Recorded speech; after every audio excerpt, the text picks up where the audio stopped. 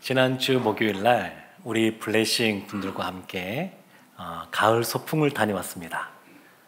저도 같이 따라갔는데 가는 길에 제일 눈에 띄는 것은 노란 은행나무였습니다. 어쩌면 그렇게 크고 노랗게 은행잎이 물들었는지요. 근데 그 은행도 나무도 보고 또 낙엽들도 보고 단풍 든 것도 보고 그러면서 갔는데 그 간 곳이 순교자 기념관이었습니다. 근데 제가 이제 걸어가면서 그 순교하신 분들의 이름들이 쭉 나열되어 있고 그분들과 관련된 성경 구절들도 있고 그분들이 하셨던 말씀들도 기록에 쭉 되어 있는 것을 보면서 참 여러 생각들이 들었습니다. 어떤 분들은 여기는 그런 분 안 계실 것 같은데 주일날 예배 들어오는 곳조차도 시험거리일 수 있는데 어떤 분들은 자신의 생명을 내어놓고 믿음을 따라 죽어가는 순교의 자리가 시험이신 분들도 있다라는 생각을 하니까 참 믿음으로 산다는 것이 무엇인가 다시 한번 생각해보는 시간이었습니다. 그러면서 생각해보니까 이 순교를 하진 않았지만 순교자적인 삶을 살아가는 분들이 떠올려졌는데 열방에서 복음을 전하고 있는 우리 선교사님들 생각이 났습니다. 그리고 조금 더 생각해 보니까 이와 같이 성경 말씀대로 하나님을 알고 그렇게 믿음 생활할 수 있도록 종교개혁의 기치를 내걸었던 루터와 칼빈을 비롯한 종교개혁가들도 떠올려졌습니다. 사실 이 종교개혁 당시에 루터가 이것을 기치를 내거는데 참 쉽지 않았습니다. 마음의 부담감도 많았습니다. 위협도 많았습니다. 불이익도 많았습니다. 그럼에도 불구하고 본인은 능력이 없는데 하나님께서 떠밀고 가시니까 한 걸음 한 걸음 그 길들을 걸어갔습니다. 칼빈도 신학자이기 이전에 칼빈은 목회자인데 그 목회자로서의 그 칼빈이 얼마나 육체도 약했거든요. 그래서 그 질병도 있고 아내도 빨리 소천하고 이런 일들을 겪으면서 쉽지 않은 삶들을 칼빈도 살았었습니다. 생각해보면 이 믿음이라고 하는 것은 우리 모두에게 다 주어진 것이긴 한데 그 믿음의 정도는 좀 차이가 있는 것 같습니다. 그래서 하나님께서 그 사람들에게 주는 그 시험거리도 좀 차이가 있는 것 같습니다. 금요일날 요즘 말씀을 전하고 있는 팔복에 대한 말씀을 보게 되면 예수님이 하시는 말씀 보면 한 단계 한 단계 이 단계가 있습니다. 8가지 복을 처음부터 다 누리는 것이 아니라 하나하나 그런 것들을 단계를 밟아가는 것을 이렇게 보게 됩니다. 우리 선교사님들이 이 땅에 와서 복음을 전할 때 참 많은 분들이 풍토병으로 쓰러졌고 그리고 또 여러 가지 선교하면서 어려운 일들을 참 많이 만났습니다. 그럼에도 불구하고 이 땅에서 그들이 복음을 전하면서 있었던 것은 이 땅에 있는 영혼들을 향한 긍휼한 마음들이 있어서 그랬습니다. 단순히 불쌍히 여기는 연민과 동정에 그치지 않고 그들을 위하여 더 이해하고 그들을 돕기 위하여 더 깊이 나아가서 적극적으로 행동하는 모습, 그런 모습이 있었기에 이 땅 가운데 수많은 열매들이 맺혀지게 되었습니다. 히브리서 11장을 보면 믿음의 선진들의 이야기가 나옵니다. 또 한 사람 한 사람에 대해서 보통은 짧게 기록됩니다. 그래서 그것만 보면 우리가 도저히 따라가기 어려운 그러한 믿음의 모습도 보여줍니다. 그래서 그걸 생각하면 마음이 좀 낙담되기도 하지만 그러나 구약의 그들의 삶을 조명한 내용들을 보게 되면 우리에게 좀 위로가 되는 것들이 있습니다. 믿음의 사람들도 처음부터 단숨에 아주 신앙의 높은 경지에 이르는 것이 아니라 하나하나 단계를 거쳐가면서 믿음이 성장해 갔다는 겁니다. 히브리서 11장에서 가장 도드라지는 믿음의 사람이 있는데 아브라함입니다. 아브라함. 분량도 제일 많고 그리고 믿음의 조상이라고 하는 이 아브라함, 그 아브라함이 대표적인 믿음의 모범, 우리가 본받고 따라가야 될 대표적인 사람의 모습으로서 등장합니다. 히브리서 11장에 보면 이 아브라함의 사건 4가지가 기록이 나오는데, 첫 번째는 8절 말씀에서 나오는 것처럼 부르심을 받았을 때에 믿음으로 아브라함은 갈 바를 알지 못하면서도 장래 유업으로 받을 땅에 나아갔습니다. 그냥 고향을 떠난 겁니다. 이 당시에 고향을 떠난다고 하는 것은 목숨이 위험할 수도 있는 그러한 아주 중요한 문제였는데, 하나님의 부르심을 받고 떠났습니다. 이것이 첫 번째 믿음의 모습이고, 두 번째 아브라함의 믿음의 모습은 9절부터 나오게 되는데, 그 도착한 땅, 이방의 땅, 그 땅에서 약속의 땅으로 알고 그 땅에서 멋진 집을, 안전한 집을 짓는 것이 아니라 장막 가운데 거하면서 하늘에 지어질 그 터가 있는 성을 바라보고 살았습니다. 이 땅에서도 나그네적인 삶을 살았습니다. 그것이 믿음의 모습입니다. 세 번째는 사라와 함께 믿음의 모습이 나오는데, 자녀를 낳을 수 없는 상황 속에서도, 그러한 생물학적인 한계 속에서도 하나님이 말씀하시니까 그 약속의 말씀을 붙잡고 그 다음 해에 이삭을 출생하게 되었습니다. 이것이 세 번째 모습입니다. 그리고 더 나아가서 오늘 4번째 믿음의 사건이 나오는데, 그것은 그의 아들 이삭을 바치라 라고 하나님께서 말씀하셨는데, 그 말씀에 믿음으로 순종했다라는 것입니다. 그래서 오늘 말씀에 크게 보면 하나님이 아브라함을 시험했다라는 부분을 먼저 살펴볼 것이고, 그 다음에 이 하나님의 시험을 아브라함이 멋있게 믿음으로 통과한 내용을 살펴볼 겁니다. 그리고 아브라함이 어떻게 이와 같이 믿음으로 시험을 통과했는지, 그 비결은 무엇인지에 대해서 살펴보고자 합니다. 이제 얼마 있지 않으면 수능 시험이 있습니다. 우리 성도님들은 시험 이러면 어떤 이미지가 있으십니까? 좀 긍정적인 이런 기대감과 소망과 이런 것이 떠올려집니까? 아니면 왠지 부담스럽고 피하고 싶고 학교 졸업하면서 시험 안 본 것이 너무 좋다, 이런 마음으로 시험을 생각하십니까? 보통은 부정적인 그 이미지가 좀 더 많은 것 같습니다. 그렇지만 다 부정적인 것만 있는 것이 아닙니다. 시험에 긍정적인 것이 있는데, 학생들이 시험을 보면 그 학업 성취도를 파악할 수 있습니다. 학생이 그 시험을 통해서 자신의 실력이 어느 정도인지 파악할 수 있습니다. 하나님께서도 우리를 시험할 때가 있습니다. 우리를 시험할 때가 있습니다. 사단이 하는 시험과 하나님이 하시는 시험이 차이가 있는데, 사단이 하는 시험은 우리로 하여금 믿음으로부터 멀어지게 하는 겁니다. 유혹이라고 말할 수 있습니다. 하나님이 하시는 시험은 우리로 하여금 믿음이 더 굳세지고 강건해지게 하는 시험입니다. 훈련이라고 할 수 있습니다. 운동선수들이 땀을 흘리면서 운동하는 거 쉽지 않지만, 그렇게 운동하면 근육이 더 붙고 하는 것처럼 훈련하는 시험이 있습니다. 여기 물컵이 있는데, 이 물컵을 손가락으로 딱 치면 소리가 나겠죠. 소리가 별로 크지 않은 거 보니까 이 안에는 무엇이 들어있을까요? 네, 물이 들어있습니다. 어떻게 하십니까? 이 물컵이 비어 있으면 소리가 더 크게 나고요, 물이 가득 차 있으면 소리가 잘 나지 않습니다. 하나님이 우리를 시험한다고 하는 것은 이런 것과 비슷합니다.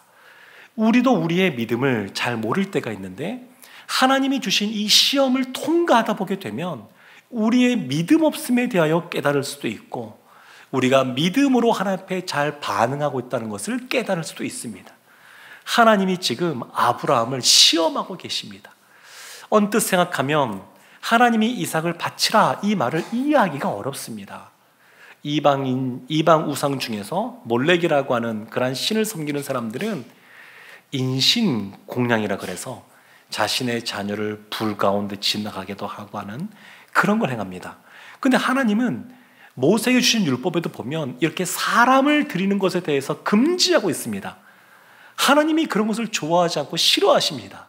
그럼에도 불구하고 하나님이 지금 이 아브라함을 시험하는데, 그 자식을 바치라 이렇게 말하고 있는 겁니다. 우리가 시험 생각할 때 시험 이제 킬러 문항이 이제 없어졌는데 마냥 쉬우면 시험이 아닙니다. 그렇죠? 학교에서 시험 보는데 다 100점 맞았습니다. 이건 시험이 아닙니다. 그 시험은 어려운 겁니다. 버거울 수 있습니다. 그렇지만 동시에 우리가 위로가 되는 것이 있는데 못 풀 문제는 없다는 겁니다. 풀지 못하는 문제를 내진 않습니다. 정답이 없는 문제를 내지 않습니다. 고린도 전서 10장 13절에서 그래서 이렇게 말합니다. 사람이 감당할 시험 밖에는 너희가 당할 것이 없나니 오직 하나님은 미쁘사 너희가 감당하지 못할 시험 당함을 허락하지 아니하시고 시험 당할 즈음에 또한 피할 길을 내사 너희로 능히 감당하게 하시느니라. 아멘. 하나님이 아브라함을 시험하시는데 감당할 만한 시험을 주고 계신 겁니다. 그런데 이 시험이 참 우리가 생각할 때 어렵습니다. 윤리적으로 봐도 받아들이기 어렵습니다. 이 내용이 창세기 22장 1절과 2절에 이렇게 기록되어 있습니다. 그 일 후에 하나님이 아브라함을 시험하시려고 그를 부르되 아브라함아 하시니 그가 이르되 내가 여기 있나이다. 여호와께서 이러시되 내 아들 내 사랑하는 독자 이삭을 데리고 모리아 땅으로 가서 내가 내게 일러준 한 산 거기서 그를 번제로 드리라. 이 아브라함을 바치는 이 사건, 아브라함의 생애에 있어 가장 유명한 사건인데 이 사건을 통하여 아브라함이 믿음의 조상이 되는데 이 사건을 이해할 때 중요하게 기억해야 될 그 단어는 시험이라는 단어입니다. 시험. 하나님이 지금 시험하고 있다는 겁니다. 테스트하고 있다는 겁니다. 사단처럼 유혹하는 템프테이션이 아니라 테스트하고 있다는 겁니다. 그래서 시험이라는 관점에서 이 본문을 보셔야 됩니다. 근데 하나님이 말씀하시는데 아브라함아 하시고 그냥 너 독자 이삭을 바쳐라. 이 이후에 설명이 없습니다. 논리적으로 이유 첫 번째 근거, 두 번째 근거, 세 번째 근거 설명해 주면 조금 더 순종하기가 수월할 것 같은데 거기에 대해서 이런 방구 없습니다. 설명이 없습니다. 놀라운 것은 그 다음인데 이 아브라함도 질문하지 않습니다. 참이 놀라운 장면입니다. 설명하지 않고 시험을 주시는 하나님, 그리고 질문하지 않고 그 질문에 믿음으로 반응하는 아브라함의 모습, 이 모습이 나옵니다. 그런데 이삭을 향한 아브라함의 마음이 어떠했는지가 이 표현에 보면 우리가 알 수 있는 표현이 있는데 2절 말씀 이런 말씀이 있습니다. 내 아들 내 사랑하는 독자 이삭. 그냥 이삭이라 표현하지 않고 내 아들 내 사랑하는 독자 이삭. 아브라함의 마음에 이 이삭을 향한 마음이 굉장히 컸습니다. 하나님이 아브라함을 부르실 때에 본토 친척 아비집을 떠나라 할 때 믿음으로 떠났습니다. 그리고 세월이 지나서 하갈을 통해서 첩인 하갈을 통해서 이스마엘을 낳았는데 이삭이 태어난 다음에 이 이스마엘을 하나님이 떠나보내라 그러니까 그 아들인 이스마엘을 떠나보냈습니다. 계속 믿음으로 반응해 왔습니다. 그런데 지금은 더 나아가서 하나밖에 없는 그 약속된 아들인 그 혈육인 그 이삭을 바치라. 우리 부모님들이 그런 생각을 많이 하시는데 양심에 화인 맞은 사람들 빼고 부모는 사실 어떤 면에서 본능적으로 자기 자녀를 사랑하고 위하는 마음이 있습니다. 자녀가 아프면 차라리 내가 아픈 것이 낫지, 이런 생각들을 부모가 합니다. 근데 특별히 이 이삭은 아브라함이 100세에 얻은 아들입니다. 얼마나 귀하겠습니까? 어쩌면 아브라함에게서 가장 소중한 존재는 이 이삭이 아니었나 싶습니다. 하나님이 왜 이런 이삭을 바치라고 명령하셨을까? 아브라함이 그 누구보다 이삭을 가장 소중하게 생각하니까 하나님께서 이 테스트, 이 시험을 통해서 다시 깨닫게 해주는 겁니다. 아브라함에게. 사랑하는 성도 여러분, 우리 성도님들에게 있어서 가장 소중한 것은 무엇입니까? 가장 소중한 존재는 누구입니까? 사실 하나님은 우리에게서 가장 좋은 것, 우리가 누리는 것 뺏어가기를 원하시는 분이 아니십니다. 뺏어가시는 분이 아니십니다. 사실 하나님은 너무 좋으신 분이어서 우리가 이 땅에서도 하나님이 주시는 은혜와 복을 받아 누리며 살기를 원하십니다. 그리고 우리의 자녀들도 잘 되기를 원하십니다. 그런데 지금 말씀은 배치되는 것 같습니다. 상충되는 것 같습니다. 하나님의 말씀이 그동안 하나님의 그 보여줬던 성품들이 있고 하셨던 말씀들이 있는데 지금 이 명령은 상충되는 것처럼 보입니다. 이러한 시험을 하나님이 아브라함에게 하십니다. 그래서 이 시험은 사실 수준이 좀 있는 시험입니다. 가장 소중한 존재인 그 아들 이삭을 바치라고 하는 것, 이것은 이러한 신앙의 단계를 밟아오지 않은 사람은 이해하기도 어렵고 받아들이기도 어렵고 순종하기는 더더욱 어렵고 그러한 시험입니다. 근데 아브라함은 이제 100세가 지나고 이때 아마 이삭의 나이가 15살 좀 넘었을 걸로 보여지는데, 그러면 아브라함의 나이가 120세 가까이 되었을 때입니다. 그때 되어서 아브라함이 이런 믿음의 모습을 보여줍니다. 그래서 아브라함을 하나님이 시험하시는데 아브라함이 믿음으로 이것을 통과합니다. 창세기 22장 3절에 이런 말씀이 나옵니다. 아브라함이 아침에 일찍이 일어나 나귀의 안장을 지우고 두 종과 그의 아들 이삭을 데리고 번제에 쓸 나무를 쪼개어 가지고 떠나 하나님이 자기에게 일러 주신 곳으로 가더니, 아브라함이 아침에 일찍이 떠났습니다. 설명하지 않는 하나님, 질문하지 않는 아브라함. 아브라함이 그냥 떠납니다. 아브라함의 믿음은 즉시 적극적으로 행동하는 믿음입니다. 우리가 믿음이라고 그러면 그 믿음은 그냥 막연한 추상명사 같은 것이 아닙니다. 믿음은 동사, 행동하는 동사인데 우리의 마음으로 믿고 입술로 고백하는 걸로 그치는 것이 아니라 그 다음에 나오는 믿음의 모습은 행동입니다. 행하는 겁니다. 하나님의 말씀을 들어서 우리의 머리에 그것이 저장이 되었습니다. 그걸로 그치면 안 되고 그것이 우리의 마음으로 내려오고 우리의 두 손과 두 발로 표현되어야 그것을 지금 믿음이라고 말하고 있는 겁니다. 사랑하는 성도 여러분, 예수님 믿으면 하나님의 자녀가 됩니다. 천국 백성이 됩니다. 그런데 예수님 믿고 의롭다라고 칭해지는, 그래서 하나님 나라의 백성이 되는 존재가 되는 것, 그것은 신앙생활의 첫걸음입니다. 아기가 태어나서 울고 젖을 먹는 것처럼 첫걸음입니다. 그것이 끝이 아닙니다. 이제 신앙생활을 시작하는 겁니다. 지금 신앙생활을 시작하는 그 믿음의 사람들에게 단계를 밟아 올라가면 아브라함처럼 하나님의 말씀에 질문하지 않고 순종하는 그러한 단계로까지 올라갈 수가 있습니다. 모리아 산으로 가라고 하나님이 말씀하셨는데 그 거리를 3일간 걸어갑니다. 아브라함이 무슨 생각을 했을까요? 이 모리아 산이 훗날 예루살렘의 성전이 건축되는 그러한 곳입니다.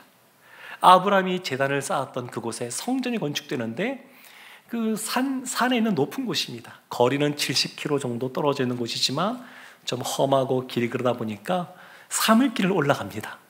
아브라함이 3일 동안 무슨 생각을 했을까요? 하나님 말씀에 즉각적으로 순종해서 새벽 일찍이 나서 떠났는데 그 아들 이삭과 동행하면서 가는 3일의 시간, 아브라함이 무슨 생각을 했는지가 드러나는 표현이 창세기 22장 5절에 이렇게 나옵니다. 우리 함께 말씀을 보겠습니다. 이에 아브라함이 종들에게 이르되 너희는 나귀와 함께 여기서 기다리라. 내가 아이와 함께 저기 가서 예배하고 우리가 너희에게로 돌아오리라 하고. 아멘. 종들에게 말합니다. 모리아 산으로 이제 올라가기 전에 그 산 밑에서 너희는 여기에 머물러라. 내가 올라가리라. 그리고 돌아오겠다 이렇게 말씀하십니다. 생각해 보십시오. 만약에 종들과 함께 올라갑니다. 모리아산에 올라가는데 올라가서 제단을 딱 쌓습니다. 그리고 이삭을 끈으로 묶습니다. 그리고 제단 위에 올려놓습니다. 칼을 빼듭니다. 종들이 가만히 있을까요? 주인님 왜 이러십니까? 부터 해서 붙잡았을 겁니다. 이런 생각해 볼 수 있습니다. 아브라함이 3일 동안 걸어오면서 나는 지금 순종했다. 하나님 말씀이 난 불순종한 게 아니라 순종했다. 그런데 제단에서 이삭을 바칠 때 종들이 나를 붙잡아서 내가 힘이 없는 할아버지니까 힘이 없어서 그 완력에 나는 순종했는데 그걸 실행하지 못했다. 그러면 아브라함이 순종도 했습니다. 이삭은 살아있습니다. 좋은 것 아니겠습니까? 그렇잖아요. 아브라함이 이런 생각들을 다 했던 것 같습니다. 3일 동안 생각하는 것은 내 아들, 사랑하는 아들 이삭보다 하나님의 말씀에 내가 더 철저하게 순종해야 되겠다. 이것이 아브라함 가운데 있었던 생각입니다. 그래서 아예 종들을 따라오지 말라고 하는 겁니다. 따라오지 말라고. 좀 이상할 수 있죠. 이상할 수 있습니다. 그래서 이 아브라함이 이렇게 종들을 놔두고 가는데 그들에게 하는 말이 아주 인상적입니다. 내가 아이와 함께 저기 가서 예배하고 우리가 너희에게로 돌아오리라. 우리라고 말합니다. 우리. 아브라함이 혼자가 아니라 우리가 돌아오겠다고 말합니다. 우리가. 아브라함은 철저한 순종의 그러한 믿음을 갖고 있는 사람이었습니다. 그리고 부활 신앙을 갖고 있었습니다.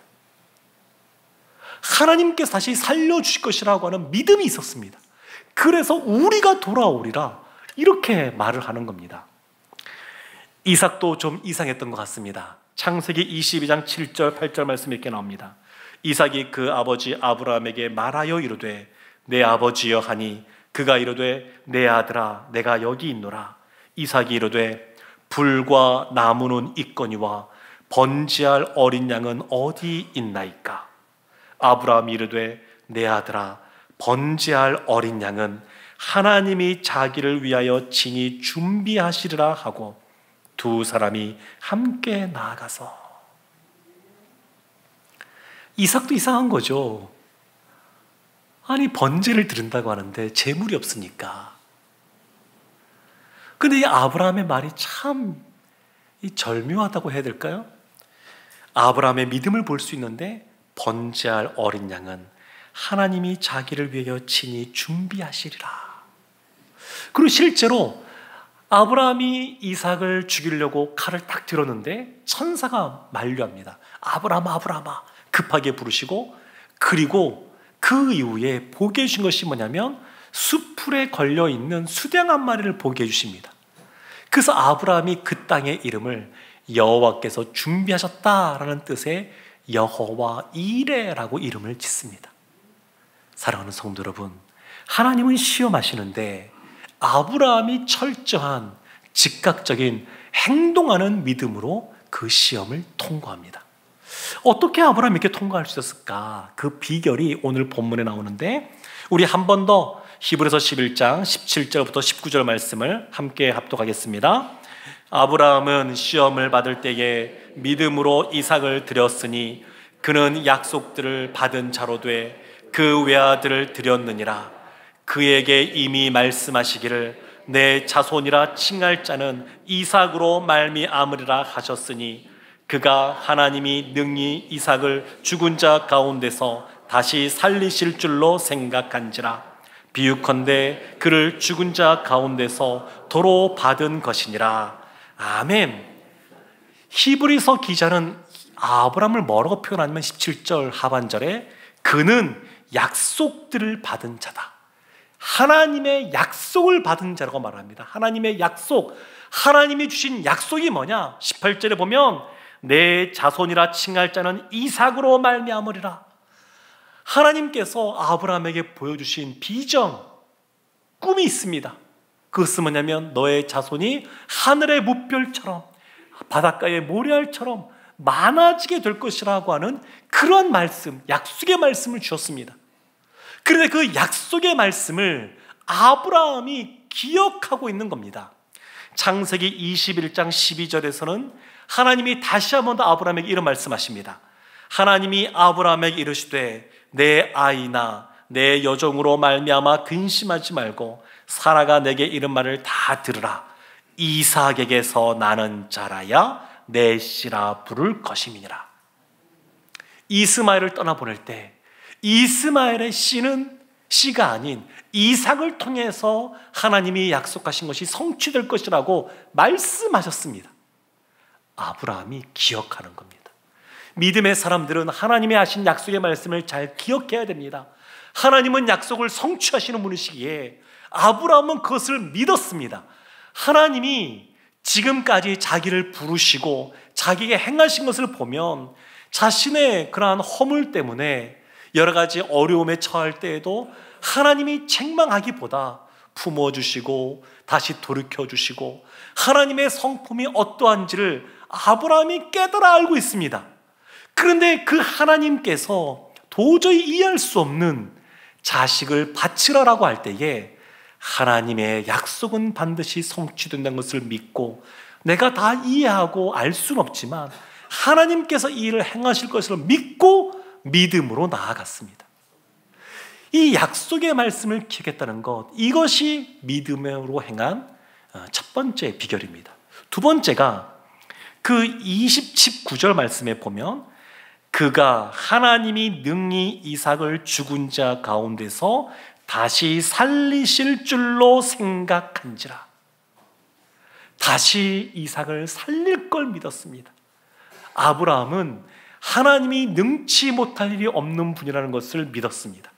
하나님이 전능하신 분이라는 것을 믿었습니다. 창세기 17장 1절에 보면 하나님의 자신의 이름을 전능한 하나님이라고 밝히는 첫 번째 부분이 나오는데 이렇게 나옵니다.